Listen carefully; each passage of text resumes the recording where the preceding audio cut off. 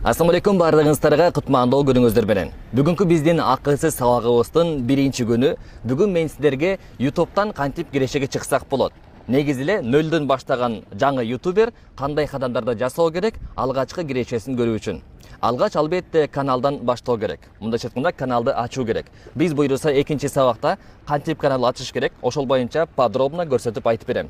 Бирок ага чейинки маанилүү болгон нерсе биз кантип акчабызды колубузга кармайбыз. Же болбосо кантип алгачкы айлыгыбызды ошол счетубузга алсак болот деген суроого мен мындай кылып жооп берем.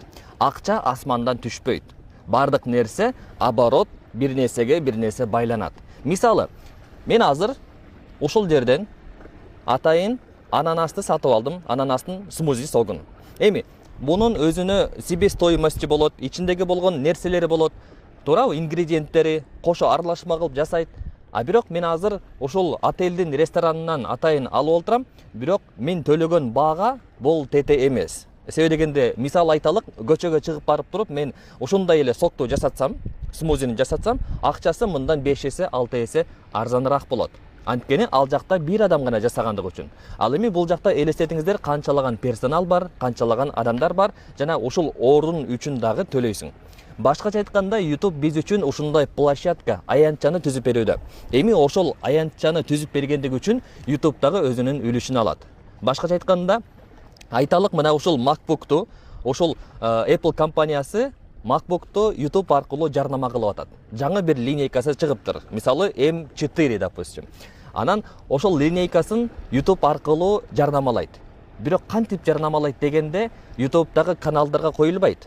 Мындайча айтканда, YouTube'дун өзүнүн каналына эмес, кадимкидей эл катары биз сыяктуу ютуберлерге. Башкача айтканда, сиздин каналыңыздын үстүнө ушул MacBook'тун жарнамасы коюлат. Жана ушул жарнаманы адамдар көрүшү менен дароо Apple продукциясына барат дагы, канча жолу көрүп берип, көзү каныгат, анан жыйынтыгында аны сатып алат. Мындайча айтканда, Apple продукциясы дагы YouTube'га акчасын салышы менен эмне кылып атат, өзүнүн продукциясын сатканга мүмкүнчүлүк болуп атат. Ошол аянтчага жарнама алып атат. Эми ошол Apple компаниясы YouTube'га акчасын төлөдү. YouTube өзүнө 45% үлүшүн алып калды. Калган 55%ын блогерлерге, ютуберлерге, кыскасы канал ээлерине бөлүп чачат. Эми сиз канчалык көп просмотр жыйнасаңыз, ошого жараша кирешеңизди көрөсүз. Эми айтасыз, канча миллион просмотрга мен канча киреше көрө алам? 1000 просмотр үчүн 0,5 цент доллар киреше көрө аласыз. Башкача айтканда, эгерде сиз 1 миллион просмотр кылсаңыз, анда сизге YouTube 500 доллардан жогору акчасын төлөй турган болот. Жана сиздерге мен жакшы жаңылыгымды бөлүшүп кетейин. Акыркы убакыттарда YouTube'дун айлыгы дагы өстү. Албетте биздин YouTube'дагы кирешебиз түзмө-түз долларга, акчага байланыштуу. Ал доллар канчалык көтөрүлгөн сайын биздин айлыгыбыз ошончолук көп болот. Эми бул бир себеби, экинчи себеби дүйнөдөгү популяциянын өсүп жаткандыгында. Адамдардын саны көбөйүп атат, YouTube'дун колдонуучулары өсүп атат. Жана ошонун жыйынтыгында просмотрлар дагы көп болуп атат. Эми караңыздар, бул бир нече факторлор YouTube'га келүү үчүн. Башкача айтканда, сиз бүгүн YouTube'га келишиңиз менен өзүңүзгө каналдардын сетин түзүп аласыз, акырдап, анан балким буйруса 5 жылдан кийин же ага жетпестен көптөгөн ийгиликтерди багынтканга мүмкүнчүлүгүңүз болот. YouTube'ду кошумча жумуш катары, күнүмдүк айлык катары гана санабаңыз. YouTube'ду сизди миллионер кыла турган булак кесип болуп саналат. Жана YouTube'да кесиптердин түрлөрү көп. Албетте сиз айтасыз, менде кесип жок, менде диплом жок, мен үй кожойкесимин, мен декретте олтурам, мен студентмин. Кантип YouTube'дан баштасам болот дейсиз? YouTube'да сиз жүзүңүздү тартпастан, өзүңүздү көрсөтпөстөн атайын мына ушундай роликтерди тарта аласыз. Мен азыр сизге YouTube'га кирип туруп көрсөтүп берем. Мисалы караңыз, биз азыр YouTube'га кирдик, жана ушул жерден эмнени байкадыңыз? Дароо эле жарнама болуп турат. Караңыз. Make screen time learning time. Мындайча айтканда, окууга болгон убакытты айтып атат. Эми караңыз, бул өзүнчө жарнама. Көрдүңүзбү? Пропустить дегенди бастым, анан реклама бүттү. Башкача айтканда, биз ушул жарнаманы көрүшүбүз менен дал ошол Quiz Dino деген каналдын ээсине YouTube'дан акча уже түштү. Анткени биз ага коммерциялык просмотр кылып бердик. Сиз дагы YouTube канал ачканыңызда кадимкидей эле роликте тартасыз. Жана ошол роликти тартканыңызда сиздин үстүңүздө реклама коюлат, анын артында сиз дагы кирешеңизди көрөсүз. Жеңил айтканда, мына ушундай. YouTube'дагы акча бөлүштүрүү жолу мына ушундай болот. Мындай роликтерди биз өзүбүздүн курсубузда жасап көрсөтөбүз, а мындайды жасоо кыйын эмес. Телефонуңуздун жардамы менен камерага тартып олтурбайсыз, сүйлөп олтурбайсыз, жана өзүңүздү камерага тартып олтурбайсыз. Мына ушундай шартта YouTube'га дал ушундай роликтерди тартып, андан кирешеңизди көрө аласыз. Караңыз, мисалы бул жактан каналдын жалпы эле тематика нишасы угадай, таап ал деген тематика нишасында. Көрөбүз. Көрдүңүздөрбү? Атайын мына ушундай секундтар, убакыттар кетип атат. Ошонун убакыттын ичинде адам көрүп аткан зрительдер табышы керек болот.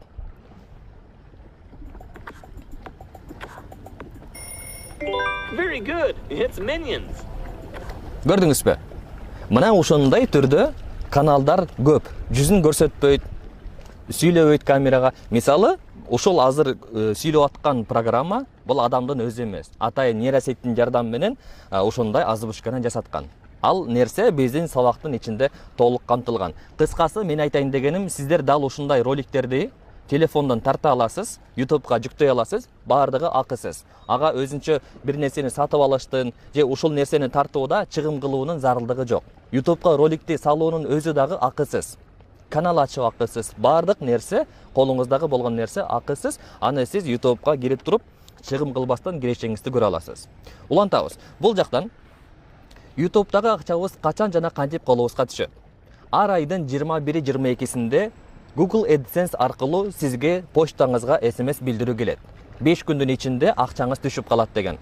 Башкача айтканда, акчаңыз түштүбү текшерип коюңуз деген билдирүү келет дагы, анан ортодон 5 жумуш күн аралыгында, башкача айтканда, понедельник, вторник, среда, четверг, пятница, мына ушул күндөрү сизге айлыгыңыз түшөт. Себеби дегенде бизге Swift перевод аркылуу банкка акчабыз түшөт, картабызга. Ал эч кандай кыйын эмес, проблема эмес. Алгачкы биринчи акчаңызды алып атканда сиз кадимкидей паспортуңуз менен же болбосо пин-кодду толтуруңуз менен, анан ошол картаңызды жаңы жасатышыңыз менен убакыт кетпесе башында бир-бир кылып койгонго, андан кийин ар айда айлыгыңыз автоматтык түрдө картаңызга түшө турган болот. Сиз кааласаңыз да, каалабасаңыз дагы YouTube'дан түшкөн акчаңыз уже жолу түзүлгөн. Башкача айтканда арыга чабылды. Албетте ошол бүт баштан этек нөлдөн баштап аягына чейинки каналды кирешеге улоо, картадан толтуруу, паспортту өткөрүп алуу, ошондой эле налог данныйларды толтуруу, алардын баардыгы сабактын поэтапна ичинде бар. Ошол убакыттарга дагы буйруса жетесиздер. Эми, ушул жерде мен акыркы жаңылыктардан айта кетейин. Себеби дегенде, акыркы убакытта мага көп окуучуларым кайрылды. Агай биздин YouTube'дан кирешебиз түшпөй калды бул айда, эмне кылсак болот деп. Мына ушундай кылыңыздар. Акыркы убакытта Кукминбанк, Optima банк менен келишим балким үзүлгөндүр, контрагы бүткөндүр, кыскасы иштебей калды. Ал эми биз акчабызды ошол корейский банк аркылуу алат элек. Посредник банк, ортомчу банк аркылуу. Эми ал иштебей калыптыр. Ошонун ордуна бизге Optima банк кандай сунуш кылып атат? Asaka банк, Өзбекстандын ошондой ортомчу банкын кадимкидей коебуз. Ал боюнча толук кандуу сиз менден налог данныйды толтуруу, же болбосо картаны кошуу сабагынан көрө аласыз. Бирок эгерде сиз менде уже буга чейин окуган болсоңуз, мына ушул жаңылык сиз үчүн. Картаңызды улап атканда сөзсүз түрдө Asaka банк аркылуу десеңиз, анан сизге акчаңыз картаңызга түшө турган болот, эч кандай көйгөйсүз же түшпөй калбастан. Андыктан, эгерде мындай нерсе, айлыгыңыз бул айдагысы түшпөй калган болсо, демек ал кийинки айга калтырылат. Ал жок болуп кетпейт. Болгону мен айткан настройкаларды кылып коюңуз, андан кийин кадимкидей кирешеңизди көрө бересиз. Эми, мен сиздерге YouTube'дагы кирешебиз биз аны кантип контролдойбуз, кантип кайсыл жактан көрө алабыз. Мына ошол үчүн сиздерге атайын творческая студия аналитикасына кирип көрсөтүп берейин. Бизде атайын ютуберлер үчүн, YouTube канал ээлери үчүн өзүнчө аналитика бөлүмү бар. Элестетиңиздер, мисалы Instagram'да, TikTok'та, Facebook'та андай өзүнчө отдельный болгон приложение тиркеме жок. Элестетиңиздер, андай тиркеме жок. Бирок YouTube негизи дүйнөдө 19 жылдан бери жашап иштеп аткандыгы үчүн мына жалпы жер жүзүндө 100дөн ашык мамлекетте иштейт, легалдуу мыйзам чегинде. Көптөгөн ютуберлер, канчалаган ютуберлердин кайрымдуулук кылганын, чоң проекттеги масштабтарды кылганын көрөсүз. Анан өзүңүзгө мындай суроо туюлушу керек. Ошончолук чоң масштабта кылып атат, анан кантип ал мындай жөн эле кетирмегеле акчасын деп атасыз да? Ооба. Мына ошол чындык нерсе. Анткени мисалы бир эле Mr. Beast алсак, бир ролиги үчүн миллиондогон доллар акчаны сарптайт, туурабы? Анын популярдуулугу бар, ал бир гана партнерский программа түзмү-түз компания менен келишим кылбастан YouTube'тун өзүнөн дагы кирешесин айлыгын алат. Мына ушундай. Эми караңыздар, биз атайын аналитикага киребиз. Бул жактан караңыздар, бул 8 миллион просмотр болгондогусу бул узун видео эмес, кыска видеолордон. Буйруса келерки потокто сиздер просмотрлар формуласы аттуу менин жаңыланган курсума кошула аласыздар. Ал жакта биз 1 миллион просмотрдан $500 жогору киреше көрүүнүн ыкмасын жолдорун үйрөнөбүз. Ал эми бул жакта караңыз 8 миллион просмотр кылып атат. Окуучумдун каналында бул жалпылай $633 киреше көрдү. Албетте сиз shorts роликтерин тартып YouTube'дан киреше көрө аласыз. Бизде чоң курсубуздун ичинде shorts курсу дагы кошо камтылган. VIP жана премиум тарифтен жогору.